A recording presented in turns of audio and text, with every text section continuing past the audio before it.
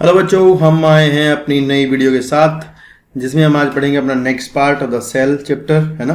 Mitochondria से आगे वाला पार्ट हम पढ़ने वाले हैं। देखते हैं कहाँ तक कंप्लीट होता है आज की वीडियो में। तो चलिए शुरू करते हैं हमारा माइटोकॉन्ड्रिया वाला पार्ट। देखिए शुरू में लिखा है कि माइटोकॉन्ड्रिया, जैसे कि आप बचपन से जानते होंगे, जब से आप पढ़ रहे हैं, मतलब जब से आपको अच्छे से पढ़ाई आई होगी 6, 7, 8, 9, 10 में, तो आपने सुना होगा भी mitochondria powerhouse of the cell होता है। माइटोकॉन्ड्रिया आपका क्या बनाता है? एनर्जी का प्रोडक्शन करता है, एटीपी का फॉर्मेशन करता है। तो ये एटीपी का फॉर्मेशन कैसे करता है ये हम जानेंगे रेस्पिरेशन चैप्टर में, जो कि हमारा प्लांट फिजियोलॉजी का चैप्टर है। तो यहाँ हम केवल उसकी ओवरव्यू और स्ट्रक्चर के बारे में जानेंगे, ठीक है। तो देखते हैं क्या लिखा है कि mitochondria singular mitochondrion unless specifically stained. तो ये विशेष प्रकार की एक डाई होती है जिससे स्टेन्ड होता है, उसका नाम होता है Janus green B, and are not easily visible under the microscope. And the number of mitochondria per cell is variable depending on the physiological activity of the cell। तो अलग अलग सेल में क्या होता है, नंबर इनकी अलग अलग वेरी करती है। जैसे आपकी लीवर की सेल में ज़्यादा होते हैं, जैसे आपकी किडनी की सेल्स में बहुत ज़्यादा होते हैं, स्पर्म में भी लगभग ज़्यादा ही होते हैं। तो जहाँ ज़्यादा एनर्जी की डिमांड होती है वहाँ पर ये ज़्यादा मिलते हैं। In terms of the shape of size and also considerable degree of variability is observed. Typically it is a sausage shape or cylindrical having a diameter of। तो यहाँ से आपको इसका डायमीटर का क्वेश्चन पूछा जाएगा कि कितना डायमीटर होता है। 0.2 to 1 म्यूएम यानी micrometre, an average 0.5 mu m, and an length 1 to 4.1 mu m. तो ये लेंथ है इसकी। नेक्स्ट है each mitochondrion is a double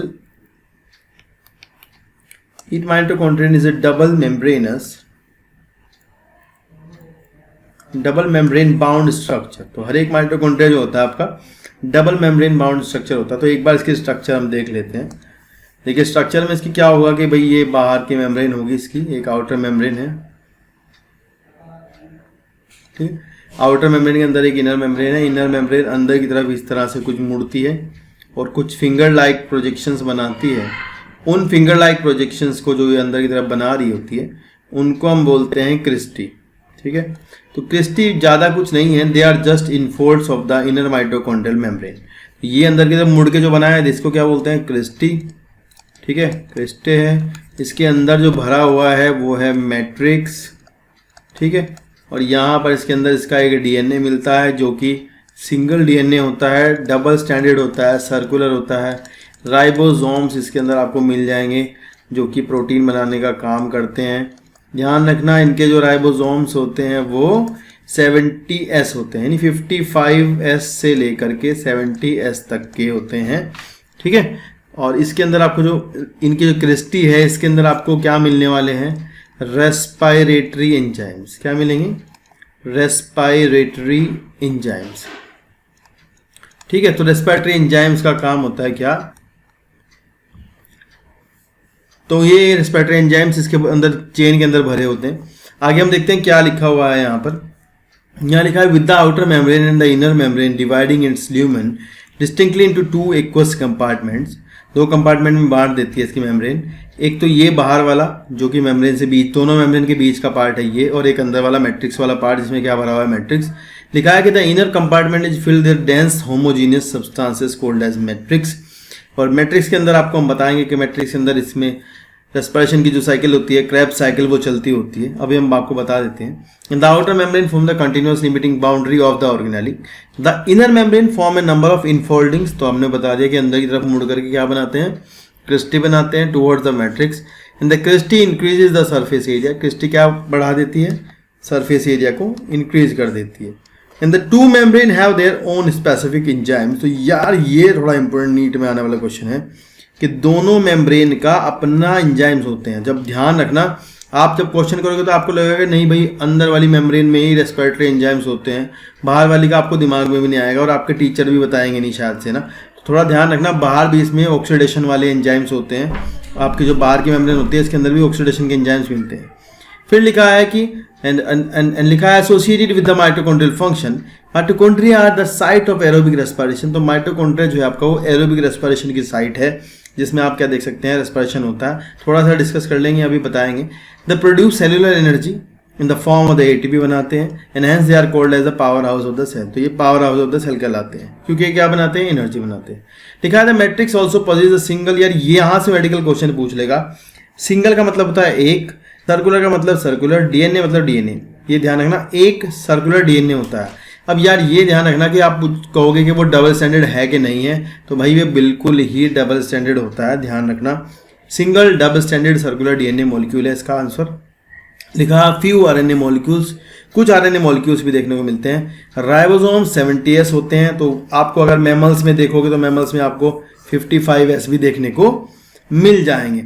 फिर लिखा हुआ है कि the mitochondria divide by fission. तो यार ये थोड़ा इंपॉर्टेंट पार्ट होता है कि भाई माइटोकॉन्ड्रिया जो होता है वो फिजन से डिवाइड करता है, ठीक है, क्योंकि ये एंडोसिम्बायोटिक इन ओरिजिन होते हैं, यानी कि ये बैक्टीरिया से ही बने होते हैं, बैक्टीरिया जैसे ही होते हैं, क्योंकि इनके अंदर प्रोकैरियोटिक ओरिजिन का जो है राइबोसोम्स होते हैं और इनके स्ट्रक्चर भी वैसे ही मैच करती है।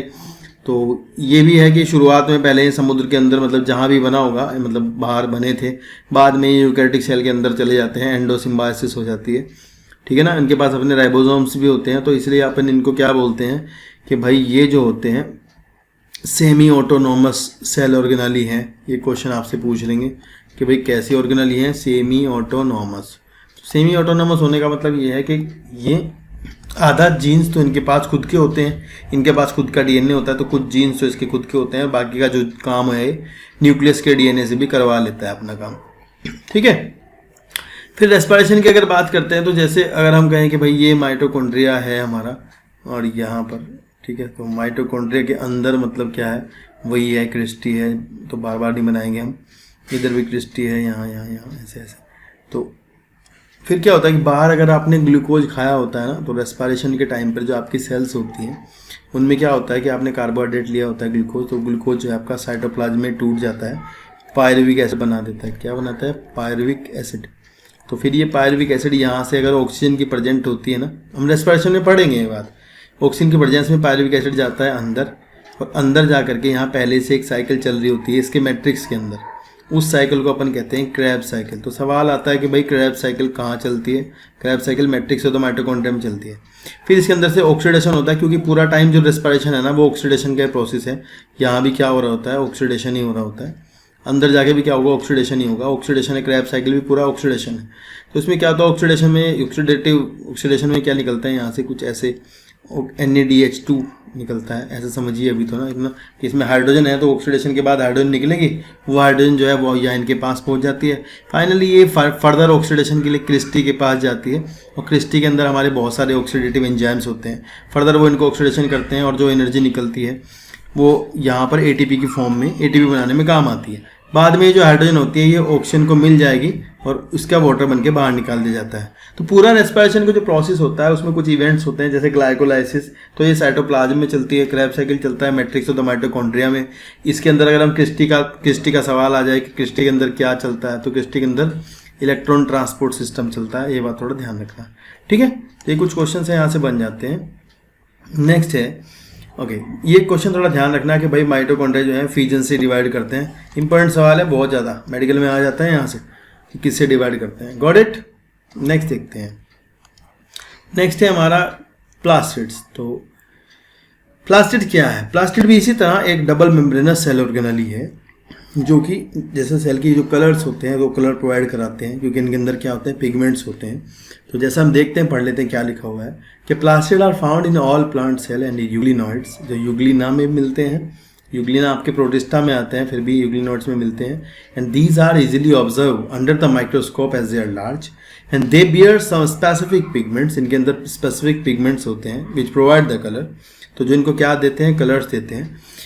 Based on the type of pigment के अकॉर्डिंगली प्लास्टिड डिवाइड होते हैं आपके क्लोरोप्लास्ट, क्रोमोप्लास्ट और ल्यूकोप्लास्ट, तीन में। तो ल्यूकोप्लास्ट का कोई कलर नहीं होता, जबकि क्लोरोप्लास्ट जो होते हैं दे आर कलरफुल, और क्लोरोप्लास्ट जो होते हैं वो ग्रीन कलर के। तो फिर देखते हैं the chloroplast contain chlorophyll and carotenoid. तो क्लोरोप्लास्ट जो होता है आपका ग्रीन कलर वाला, उसके अंदर क्या होता है? क्लोरोफिल होता है। उसमें भी क्लोरोफिल A ज़्यादा होता है, क्लोरोफिल B भी होता है, और कैरोटीनॉइड्स पिगमेंट रहते हैं। कैरोटीनॉइड पिगमेंट जो होते हैं कलरफुल होते हैं, येलो ऑरेंज टाइप के, ठीक है, ये ध्यान रखना। Which are responsible for trapping the light energy, light energy को ट्रैप करते हैं। ये सारा प्रोसेस जो फोटोसिंथेसिस का है, ये अलग से पूरा चैप्टर है, वहाँ पे हम पढ़ेंगे। ठीक है, responsible for trapping the light energy and essential for photosynthesis. In the chromoplast जो कलरफुल प्लास्टिड होते हैं वो फैट सोल्यूबल कैरोटीनॉइड को रखते हैं। तो सवाल आपसे जो मेडिकल पूछेगा यहाँ से, वो पूछेगा कि भाई फैट सोल्यूबल कौन से पिगमेंट्स होते हैं, तो बता देना कि भाई फैट सोल्यूबल जो होते हैं वो कैरोटिनॉइड्स होते हैं। फिर लिखा है pigments like carotene, xanthophyll and other present. तो कैरोटीन होता है और जेंथोफिल्स होते हैं। जेंथोफिल आपको ब्राउन एल्गी में देखने को मिल जाएगा। जेंथोफिल में कोई फर्क नहीं होता, कैरोटीनॉइड जैसे होते हैं, बस इसमें ऑक्सीजन और जुड़ जाते हैं। यहाँ केवल कार्बन हाइड्रोजन है और यहाँ इसके साथ में ऑक्सीजन भी जुड़ जाएगी, यानी ऑक्सीडाइज्ड कैरोटीनॉइड को जेंथोफिल कहते हैं। लिखा कि this give the part of the plant A yellow orange red colour. फिर यहाँ ल्यूकोप्लास्ट जो आपके कलरलेस प्लास्टिड है यार, वो 3 तरह के होते हैं, जिनमें से एक तो होता है अमाइलोप्लास्ट। कलरलेस प्लास्टिड में कौन होता है? अमाइलोप्लास्ट। अमाइलो मतलब एमाइलोज, एमाइलोज आपका कार्बोहाइड्रेट में मिलता है, अमाइलोपेक्टिन। तो ये ध्यान रखना कि स्टार्च को जो स्टोर करता है दैट इज अमाइलोप्लास्ट। एग्जाम्पल है पोटैटो। इलायोप्लास्ट फैट के लिए यूज होता है, जो स्टोर ऑयल, जो जहाँ जहाँ ऑयल स्टोर होता है प्लांट में वहाँ कौन होते हैं? इलायोप्लास्ट होते हैं, फैट स्टोर होती हैं। और वेयर एज जहाँ पर प्रोटीन होती हैं उसको कहते हैं एल्यूरोप्लास्ट। तो ध्यान रखना, जहाँ पर प्रोटीन स्टोर रहती हैं उसको कहते हैं एल्यूरोप्लास्ट। तो 3 चीज़ें हो जाती हैं, aleuroplast for protein and elaioplast for oils and amyloplast for the carbohydrates. Next है majority of the chloroplast of the green plant are found in the mesophyll cells. तो ज़्यादातर जो क्लोरोप्लास्ट होते हैं जो मेसोफिल सेल्स में मिलते हैं, लीफ जो होती है उसकी मेसोफिल सेल जो होती है, जो कि आप एनाटॉमी वाले चैप्टर में पढ़ चुके हैं। तो of the leaves these are lens shape. तो क्लोरोप्लास्ट के कई कई शेप होते हैं। एक्स्ट्रा जो आपके एडवांस प्लांट होते हैं उनमें लेंस शेप, ओवल और स्पैरिकल होते हैं, डिस्कॉइड होते हैं। रिबन लाइक आपको स्पायरोगायरा में मिल जाएगा। And organelle having the variable length. तो इनकी लेंथ अलग अलग जगह पर अलग अलग होती है। तो एल्गी में आपको अलग अलग टाइप के क्लोरोप्लास्ट की शेप देखने को मिल सकती है, ठीक है। एंड देयर नंबर भी वेरी करते हैं। जैसे एक होता है क्लेमाइडोमोनास के अंदर और ज़्यादा 20 से 40 तक होते हैं मीजोफिल सेल जो आपकी लीफ में होती है उसमें। माइटोकॉन्ड्रिया के जैसे ही क्लोरोप्लास्ट भी डबल मेम्ब्रेनस ऑर्गेनली हैं, 2 मेम्ब्रेन से घिरे हुए होते हैं। End of the the inner chloroplast, ये क्वेश्चन नीट में आएगा, ध्यान से रखना। यहाँ से पूछते हैं कि inner chloroplast membrane is relatively less permeable. तो अंदर वाली जो मेम्ब्रेन है वो ज़्यादा परमेबल होती है as compare to the outer one. The space emitted by the inner membrane of the chloroplast is called stroma। तो जो अंदर की जो मेम्ब्रेन है उसके अंदर जो स्पेस होता है उसको कहते हैं स्ट्रोमा। जो अंदर भरा रहता है उसको कहते हैं स्ट्रोमा। और यहाँ पर जो इसके अंदर आप देख रहे हैं कि कुछ सिक्के के जैसी स्ट्रक्चर्स, जैसे कि कॉइन होता है लाइक दिस, एक कॉइन ये थैलेकॉइड है, दूसरा कॉइन, तीसरा कॉइन, इस तरह से कॉइन्स अरेंजमेंट होता है। इसको अपन बोलते हैं क्या? ग्रेनम। तो पूरा क्या होता है? ग्रेनम। और जो एक होता है थैलेकॉइड होता है। ऐसी 40 से 50-60 ग्रेना मिलती हैं एक इसके अंदर, और लगभग यहाँ 10 से लेकर 100 तक एक के अंदर थैलेकॉइड होते हैं। और आपस में आप देख सकते हैं कि एक दूसरी ग्रेना से कनेक्टेड रहती है। उसके कनेक्शन के लिए क्या होते हैं? स्ट्रोमा लेमिलीज होती हैं, ये स्ट्रोमा लेमिली। और स्ट्रोमा लेमिली को हम कहते हैं भाई फ्रेट चैनल। क्या कहते हैं? फ्रेट चैनल, ठीक है। फिर लिखा है कि a number of organized flattened membranous sac called thylakoids and are present in the stroma. Thylakoids are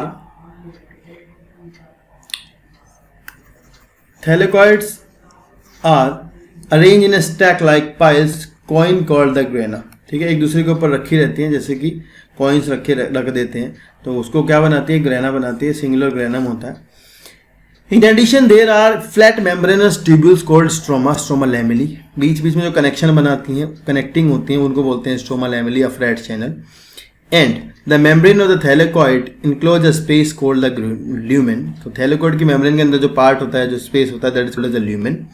the stroma of the chloroplast contain enzyme. Stroma के अंदर बहुत सारे एंजाइम्स रहते हैं जो कि आपकी कार्बोहाइड्रेट के सिंथेसिस में हेल्प करते हैं, प्रोटीनों की। तो ध्यान रखना है, राइबोसोम्स भी मिलते हैं इसके अंदर, भी हम ऊपर स्ट्रक्चर में बता देंगे। राइबोसोम्स मिलते हैं इसके अंदर, इसका अपना डीएनए होता है। ठीक है, तो ये खुद भी क्या कर सकता है? अपनी प्रोटीनें बना सकता है। ऐसा नहीं भाई अपनी प्रोटीनें नहीं बना सकता, क्योंकि इसके पास अपने राइबोसोम्स हैं। ठीक है, और जीन्स भी अपनी, डीएनए भी अपना है। तो ये भी क्या है? माइटोकॉन्ड्रिया की तरह ही आपका सेमी ऑटोनोमस है। जैसे आपका माइटोकॉन्ड्रिया कैसा होता है? सेमी ऑटोनोमस ऑर्गेनली होता है। तो ये भी क्या है? आपका सेमी ऑटोनोमस सेल ऑर्गेनली है, क्योंकि इसके पास खुद के जीन है। कुछ पार्ट ये जो सेल का न्यूक्लियस होता है उससे बनवाता है, बाकी कुछ खुद कर लेता है। लिखा है it is also contain small double standard. यार यहाँ से ध्यान रखना, डीएनए कैसा है? Double standard circular DNA molecule and ribosomes. इसके अंदर आपको क्या मिलने वाला है, double standard circular DNA molecules, बहुत सारे डीएनए, मतलब मॉलिक्यूल्स लिखा है, एक नहीं लिखा है, मॉलिक्यूल्स लिखा है, एंड राइबोसोम। तो क्लोरोफिल पिगमेंट जो होते हैं वो थैलेकोइड में प्रेजेंट रहते हैं। तो थैलेकोइड की जो मेम्ब्रेन है, लाइक मतलब ये थैलेकोइड है, तो यहाँ अगर आप मेम्ब्रेन के अंदर देखोगे तो मेम्ब्रेन तो आपको पता है ना किसकी बनी होती है, बाइलेयर होती है। उसके अंदर जो प्रोटीनें होती है ना, वो प्रोटीनें आपकी क्या काम करती हैं, एंजाइम्स की तरह काम करती हैं, ठीक है। The ribosome the chloroplast are smaller. तो राइबोसोम जो है यहाँ प्रोकैरियोटिक होते हैं, जैसे 70S बैक्टीरिया के होते हैं, और यूकैरियोटिक जो सेल में होते हैं वो होते हैं ATS। तो सेल के तो आपको पता ही है सेल के कैसे होते हैं, ATS होते हैं, जबकि आपके बैक्टीरिया के होते हैं, सॉरी आपके जो क्लोरोप्लास्ट होता है उसके होते हैं 70S। तो ये थोड़ा ध्यान रखना, माइटोकॉन्ड्रिया में भी ऐसा ही है और इसमें भी ऐसा ही है, दोनों ही एंडोसिम्बायोटिक इन ओरिजिन है। ये क्वेश्चन भी पूछा जाएगा कई बार से ना, कि एंडोसिम्बायोटिक यानी कि ये बाहर से बने और फिर किसी सेल के अंदर गए और वहाँ जा करके रह रहे हैं, ठीक है। नेक्स्ट हम देख सकते हैं, नेक्स्ट हमारे पास आता है राइबोसोम। भाई राइबोसोम एक बार देख लेते हैं क्या बता रखा है राइबोसोम में। राइबोसोम में बताया है इन्होंने कि ribosomes are the granular structure first observe under the electron microscope as dense particle by George Palade. तो सवाल आता है यहाँ से कि पेलाडे पार्टिकल किसको कहते हैं। सवाल आएगा पेलाडे पार्टिकल क्या है। They are compose of ribonucleic acid. तो पेलाडे ये किसके बने होते हैं, राइबोन्यूक्लिक एसिड एंड प्रोटीन। तो यानी एक वर्ड में हम बोल सकते हैं कि राइबोसोम्स क्या होते हैं, राइबोन्यूक्लियो प्रोटीन्स होते हैं। राइबोसोम्स क्या है, राइबोन्यूक्लियो प्रोटीन्स होते हैं, ठीक है। क्योंकि किसके बने होते हैं, राइबोन्यूक्लिक एसिड, RNA, ध्यान रखना, ribosomal RNA, and that is found by the nucleolus. तो न्यूक्लियोलस जो होती है न्यूक्लियस के अंदर वो बनाती है rRNA, फिर वो प्रोटीनों के साथ मिलकर बनाते हैं राइबोसोम्स। एक क्वेश्चन इंपॉर्टेंट है जो यहाँ से बहुत इंपॉर्टेंट पूछा जाएगा कि भाई इनके चारों तरफ कोई किसी तरह की मेम्ब्रेन नहीं होती। सवाल आएगा कि मेम्ब्रेन लेस सेल ऑर्गेनेली कौन सी होती हैं, तो आप बता देना मेम्ब्रेन लेस सेल ऑर्गेनेली होती है राइबोसोम। लिखा था यूकैरियोटिक राइबोसोम्स आर ATS। तो यूकैरियोटिक राइबोसोम आपके ATS होते हैं, while the prokaryotic ribosomes are 70S। Each ribosomes है 2 सब यूनिट, छोटी वाली सब यूनिट और बड़े वाली सब यूनिट, ठीक है। और दोनों सब यूनिट के जुड़ने के लिए मैग्नीशियम आयन चाहिए होता है। यार ये यहाँ बताया नहीं गया, एक्स्ट्रा बात है। मैग्नीशियम आयन की 0.001 मोलर कंसंट्रेशन चाहिए होती है जो इनको जोड़े रखती है। फिर लिखा हुआ मिलेगा आपको कि द टू सब यूनिट ऑफ ATS राइबोसोम 60 वाली लार्ज है, 40 वाली छोटी है। 70 में भी ऐसे ही है, 50 वाली बड़ी, 30 वाली छोटी है। यहाँ लिखा है कि भाई द S क्या है ना, S is the Svedberg unit that stand for. तो सवाल आएगा कि भाई हम सेवर्टबर्ग यूनिट में क्या देखते हैं, सेडिमेंटेशन कॉफिशिएंट है इसकी, ये किस चीज़ का मेजर होता है, तो डेंसिटी और साइज का मेजर होता है। तो अगर आप अपने राइबोसोम का सेंट्रीफ्यूगेशन करोगे तो वो एक लेवल पर जाकर के रुक जाएगा, that is called as the sedimentation coefficient, और उसको S से लिखते हैं, Svedberg unit. Both 70S and ATS ribosomes are compose of 2 सब यूनिट। दोनों जो है एक छोटी और एक बड़ी सब यूनिट के बने होते हैं। तो बड़े में ध्यान रखना कि अगर भाई यूकैरियोटिक की बात हुई तो ये वाली क्या है 60 है, ये वाली क्या है 40 है, तो टोटल कितना होता है 80। वो आपको उसके हिसाब से बताना है 80, इनको टोटल मत कर देना, 60 40 100 नहीं करना है। और अगर आप प्रोकैरियोटिक की बात करोगे तो उसमें छोटे वाली होती है 30 और बड़े वाली होती है 50। तो 50 और 30 मतलब 80। तो लेकिन ये होते हैं 70S, ये ध्यान रखना, ठीक है। ऐसा मत कर देना 50 30 80 कर दो। बाकी इन फ्यूचर में आपको पता लगेगा 12th क्लास में जाकर के भाई इसके अंदर कौन कौन से टाइप के rRNA होते हैं। जैसे इसमें 16S rRNA है, इसके अंदर 23S और 5S rRNA है, ठीक है। इसी तरह यूकैरियोटिक में अगर हम जानना चाहें तो बड़े वाली के अंदर होते हैं 28S 5S 5.8S, छोटे वाली के अंदर होते हैं 18S rRNA। तो कुछ इस तरह से rRNA अलग अलग करके आपको देखने को मिलेंगे जो कि आपको 12th क्लास में बताए जाएंगे। नेक्स्ट हमारा छोटा सा हेडिंग इन्होंने दिया है साइटोस्केलेटन का, ठीक है। उसको एक बार देख लेते हैं क्या होता है। लिखा है कि N elaborate network of filament proteinaceous structure consisting of microtubules, microfilaments and intermediate filaments present in the cytoplasm is collectively referred to as cytoskeleton। पूरी जो सेल होती है, सेल के अंदर का जो सारा इन्वायरमेंट होता है उसके अंदर क्या होता है, कुछ माइक्रोट्यूब्यूल स्ट्रक्चर जो कि ट्यूबुलिन प्रोटीन के बने होते हैं, माइक्रोफिलामेंट जो कि एक्टिन प्रोटीन के बने होते हैं, इंटरमीडिएट फिलामेंट जो कि अलग अलग प्रोटीनों के बने होते हैं। ये सारे क्या मिलकर बनाते हैं, सेल का साइटोस्केलेटन बनाते हैं। साइटोस्केलेटन जो है किस किस चीज़ में इन्वॉल्व होता है, सपोर्ट करता है, सेल की मोटिलिटी में हेल्प करता है, maintenance of the shape of the cell करता है। तो यार ये एनसीईआरटी ने बहुत खोला नहीं है, तो हमें भी ज़्यादा जानने की ज़्यादा ज़रूरत नहीं है। तो मेरा मानना है कि आप जो है इसे ज़्यादा ना जाने, बस इतना सुन लें कि भाई माइक्रोट्यूब्यूल्स जो होते हैं वो आपके ट्यूबुलिन प्रोटीन के बने होते हैं, माइक्रोफिलामेंट एक्टिन के, जहाँ कॉन्ट्रैक्शन होता है वहाँ ये होते हैं, और जहाँ स्पिंडल फॉर्मेशन में माइक्रोट्यूब्यूल्स होते हैं, ध्यान रखना। स्पिंडल जब बनता है सेल डिवीजन के टाइम पर, सेंट्रियोल्स में माइक्रोट्यूब्यूल होते हैं, फ्लैजिला बनाने में माइक्रोट्यूब्यूल्स होते हैं। इंटरमीडिएट फिलामेंट जो है आपका सेल का साइटोस्केलेटन बनाते हैं, वेरियस ट्रांसपोर्ट में हेल्प करते हैं, बहुत चीज़ों के ट्रांसपोर्ट में हेल्प करते हैं। तो ऐसा कुछ जो है ज़्यादा एनसीईआरटी ने इसके बारे में जिक्र नहीं किया है, बस ये लाइन भी इस बार नहीं डाली है। तो यहाँ तक का आप क्या करें, इस वीडियो में हमारी पढ़ लेते हैं। नेक्स्ट वीडियो में हम जाएंगे तो इससे जो अगला वाला पार्ट है उसको डिस्कस करने वाले हैं, ठीक है। तो उसमें हम क्या क्या देखेंगे वो नेक्स्ट वीडियो में आपको पता चलेगा। तो यहाँ तक का हमारा पार्ट पूरा हो जाता है। Thank you so much.